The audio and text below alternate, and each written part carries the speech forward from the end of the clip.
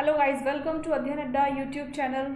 Algebra chapter 11 हमारा continue चल रहा है। एक्सरसाइज 11.1 हम लोग कंप्लीट कर चुके हैं और आज हम लोग क्या करने वाले हैं, आज हम लोग 11.2 एक्सरसाइज स्टार्ट करने वाले हैं। So let's start our exercise.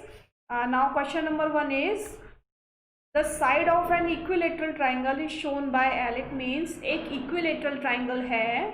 Equilateral triangle सब लोग जानते हो ना क्या होता है, जिसकी सभी साइड्स इक्वल होती हैं, है ना। This is equilateral triangle. Equilateral triangle, ठीक है। अब क्या करना है, इसकी एक साइड की लेंथ क्या है, एल, और सभी साइड की लेंथ इसकी हो जाएगी एल। क्यों? Because it is equilateral triangle and equilateral triangle has all sides are equal. Express the perimeter of the equilateral triangle using L. अब क्या करना है, हमें इसका पेरीमीटर निकालना है। पेरीमीटर हमें पता है, P of equilateral triangle is equal to, क्या करेंगे अब, अगर हमने इसको नेमिंग कर दिया, then A B plus B C plus A C. Clear? तो L plus L plus L, तो क्या हो जाएगा हमारा ये 3L। तो इसका आंसर क्या हो गया, बताइए क्या बन गया आंसर? आंसर बन गया हमारा 3L। ठीक है, समझ में आया सभी को, है ना। चलिए नेक्स्ट क्वेश्चन क्या है। नेक्स्ट क्वेश्चन है the side of a regular hexagon. Regular means all sides are equal, ठीक है। तो रेगुलर हेक्सागोन क्या होता है, जिसकी सारी साइड्स बराबर होती हैं। Is denoted by L। उसकी जो एक साइड है वो L दी हुई है, इट मीन्स जो सारी साइड है वो L ही होंगी। Express the perimeter of hexagon using L।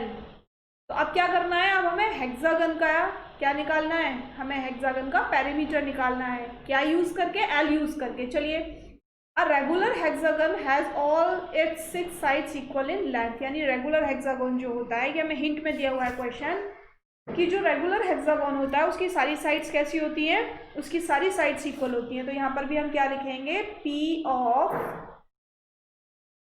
Hexagon is equal to, अगर इसको नेमिंग करते हैं A B C D E F, ठीक है। तो AB plus BC plus CD plus DE plus EF plus FA, है ना। अब सारी साइड्स क्या है, सारी साइड्स तो इसकी L है, तो हम लोग क्या करते जाएंगे, 6 टाइम्स L को ऐड कर देंगे। 1 2 3 4 5 6। नाउ क्या आंसर आया, 6L। क्या आप लोगों का भी यही आया आंसर? बताइए जल्दी जल्दी, आप लोगों का भी यही आंसर आया है? ठीक है, चलिए अब नेक्स्ट क्वेश्चन क्या है देखते हैं। नेक्स्ट क्वेश्चन है, a cube is 3 dimensional figure as shown in this figure. यानी एक क्यूब बनाया हुआ है, उसकी एक साइड कितनी है L, और क्यूब की सारी साइड्स कितनी होती हैं, वो इक्वल होती हैं, है ना।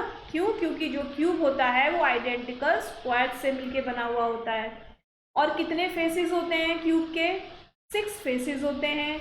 और कितने कॉर्नर्स होते हैं, 1 2 3 4 5 6 7 8 कॉर्नर्स होते हैं।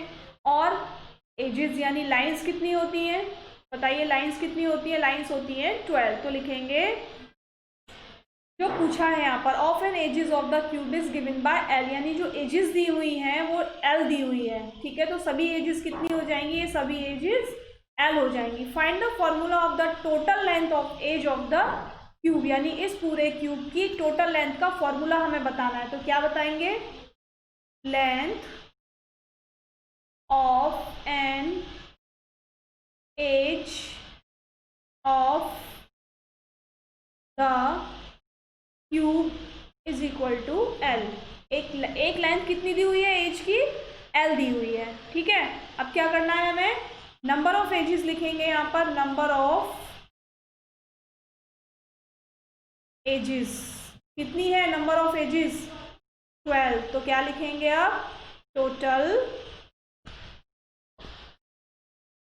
Length of edges is equal to total length of edges is equal to, बताइए क्या होगा, जल्दी से बताइए। यहाँ होगा number of edges multiplied by length of one edge. ठीक है, तो क्या करेंगे, मैं यहाँ सॉल्व करके दिखाती हूँ आपको। 12 into L is equal to 12L, ये हो गया हमारा आंसर। समझ में आ गया। सबसे पहले क्या किया हम लोगों ने, सबसे पहले लिखा लेंथ ऑफ एन एज। क्या लेंथ है एज की, क्यूब की एक लेंथ, एक एज की लेंथ क्या है, L, लिख दिया। ठीक है, अब क्या किया, number of edges, total edges कितनी है, टोटल एजेस 12। अब टोटल लेंथ ऑफ एजेस पूछा है ना, सभी एजेस की लेंथ बतानी है, तो सभी एजेस कितनी है 12, तो हम वही करेंगे, number of edges multiplied by length of one edge, multiply कर देंगे और क्या आंसर मिलेगा हमें, यहाँ आंसर मिलेगा हमें 12L, है ना। क्लियर हो गया सबको। ठीक है, देखिए, the diameter of a circle is a line which join two points on the circle and also pass through the center of the circle। यानी डायमीटर जो होता है वो क्या होता है, वो सर्कल के दो पॉइंट्स को मिलाता है और साथ ही साथ वो कहाँ से होता हुआ जाता है, सेंटर से होता हुआ जाता है। ठीक है, डायमीटर किसे कहते हैं, डायमीटर जब तक सेंटर से नहीं जाएगा तब तक वो डायमीटर नहीं है। अगर मैं यहाँ एक लाइन ऐसे खींच दूँ, क्या ये डायमीटर है, no, this is not diameter. ये क्या बन गया, बताइए क्या बन गई, ये तो हमारी सिंपल कॉर्ड बन गई। ठीक है, तो कॉर्ड सेंटर से भी जा सकती है, कॉर्ड साइड से भी जा सकती है, लेकिन diameter it goes always from the centre, वो हमेशा सेंटर से ही जाता है, तभी उसको डायमीटर बोलेंगे। बस आपको इतना ध्यान रखना है। ठीक है, अब देखिए, A B is a diameter of a circle. A B क्या है, ये डायमीटर है सर्कल का। C is its centre, C क्या है, ये सेंटर है ना। Express the diameter of a circle D, यानी जो डायमीटर है, हम डायमीटर को किससे एक्सप्रेस करते हैं, हम डायमीटर को डी से एक्सप्रेस करते हैं। और ये क्या कह रहा है, हमें डायमीटर को किसकी टर्म में एक्सप्रेस करना है, हमें डायमीटर को रेडियस की टर्म में एक्सप्रेस करना है। तो बताइए जल्दी से क्या होगा, जल्दी से आप लोग सॉल्व कीजिए मेरे साथ साथ, क्या होगा, डायमीटर क्या है, डायमीटर क्या है ए बी, और रेडियस क्या है, बताइए क्या रेडियस हो जाएगा, जल्दी बताइए, रेडियस क्या हो जाएगा, AC प्लस BC, ये दोनों क्या हो गए, ये भी रेडियस हो गया और ये भी रेडियस हो गया। इसका मतलब इसको हम लिख सकते हैं AC प्लस BC भी लिख सकते हैं ना, इसको रेडियस की टर्म्स में लिख सकते हैं ना। तो अब देखिए क्या होगा, R प्लस R, तो डायमीटर कितना हो गया, कितना हो गया diameter, R plus R is equal to 2R। तो डायमीटर आ गया रेडियस की टर्म में, है ना, आ गया ना। कितने सिंपल तरीके से यहाँ पर हमने डायमीटर रेडियस की टर्म में निकाल लिया। ठीक है, हैंस लिखेंगे, hence the diameter of the circle in terms of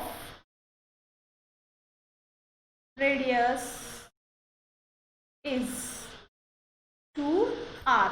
ठीक है, ठीक है, क्लियर सबको, है ना। क्या किया था, देखो डायमीटर को हम D से डिनोट करते हैं, डायमीटर है कितना, डायमीटर है हमारा AB, यानी यहाँ से लेके यहाँ तक पूरा हमारा डायमीटर है। अब हम डायमीटर को किस टर्म में लिख सकते हैं, हम डायमीटर को ऐसे भी तो लिख सकते हैं भाई, रेडियस की टर्म्स में हम ऐसे लिख सकते हैं ना, डायमीटर को AC प्लस BC लिख सकते हैं। तो वही हमने यहाँ पर लिखा और यहाँ पर इज इक्वल टू करके AB को ब्रेक कर दिया AC और BC में। अब AC का मतलब क्या है, R है, BC का मतलब क्या है, R है, यानी AC यहाँ से यहाँ तक है और BC यहाँ से यहाँ तक है, तो ये दोनों क्या है, ये दोनों रेडियस है। बस डायमीटर को रेडियस की फॉर्म में लिखने के लिए आप diameter is equal to AC का मतलब R प्लस BC का मतलब भी R, और जब दोनों को ऐड कर दिया तो क्या बन गया, 2R बन गया। Answer clear. ठीक है, चलो अब देखो, to find sum of 3 numbers, यानी किसी भी 3 डिजिट्स का सम फाइंड करने के लिए हमारे पास 2 रास्ते होते हैं। कौन कौन से रास्ते होते हैं? एक तो मेथड ये है कि सबसे पहले हम इन दोनों को प्लस करें और हमारा आंसर ये आ जाएगा, और उसके बाद जब आंसर ये आ जाएगा तो इसमें हम इसको प्लस कर देंगे, मीन्स हम इसको इस फॉर्म में लिख सकते हैं, है ना। दूसरा मेथड क्या है? पहले हम इन दोनों को प्लस करें, ठीक है, और उसके बाद जब आंसर ये आएगा तब इसमें हम 14 को ऐड कर दें, यानी इस तरीके से। अब ये मेथड है क्या, कौन सी प्रॉपर्टी है, पहले तो ये पता होना चाहिए। तो ये प्रॉपर्टी क्या है? एसोसिएटिव। कौन सी प्रॉपर्टी है ये? एसोसिएटिव प्रॉपर्टी है, ठीक है। प्रॉपर्टी लिख दी, पूछी नहीं है, लेकिन हम हाँ अपनी नॉलेज के लिए हम बार बार जब इसे रिमाइंड करेंगे तो हमें ये अच्छे से हमारे माइंड में सेट हो जाएगी। तो हमें सेट करनी है हर चीज़ अपने माइंड में। अब क्या करेंगे? केवल एसोसिएटिव प्रॉपर्टी के लिए जो फॉर्मूला होता है वो क्या होता है? a प्लस बी प्लस सी, यानी किसी भी 2 होल नंबर को हम पहले प्लस कर सकते हैं और थर्ड वाले होल नंबर को हम बाद में प्लस करते हैं, तो हमारा रिजल्ट सेम ही आता है, ठीक है। तो हम इसको ऐसे लिख सकते हैं, ठीक है। ये इसी फॉर्म में लिखे हुए हैं, ये दोनों इसी फॉर्म में लिखे हुए हैं। बस आपको क्या करना है? आपको यही लिखना है और कुछ नहीं लिखना है, ठीक है। फॉर एनी 3 होल नंबर्स, यहाँ पर ये और लिख दीजिए, फॉर एनी 3 होल नंबर्स, ठीक है। बस खत्म हो गया क्वेश्चन का आंसर। क्या बताना था? प्रॉपर्टी नहीं पूछी थी, लेकिन प्रॉपर्टी लिख देंगे। उसके बाद जो रूल यहाँ पर फॉलो हो रहा है हम उस रूल को लिखना है, बस, ठीक है। तो कौन सा रूल फॉलो हो रहा है? एसोसिएटिव प्रॉपर्टी का रूल फॉलो हो रहा है। और क्या रूल फॉलो हो रहा है? किसी भी 2 होल नंबर्स को पहले ऐड करने पर, थर्ड वाले होल नंबर को बाद में ऐड करने पर कोई फर्क नहीं पड़ता, आंसर क्या आता है? आंसर हमेशा सेम आता है। तो ये हमारा आंसर हो गया, ठीक है। क्लियर? आज की वीडियो में केवल इतना ही, छोटी सी वीडियो थी, बहुत इंटरेस्टिंग वीडियो थी। अगर आप लोगों को पसंद आई हो तो लाइक, शेयर और कमेंट ज़रूर करना, ठीक है। और मेरे साथ साथ रिवीजन करना बिल्कुल मत भूलना। कल फिर मिलेंगे। Thank you, bye bye.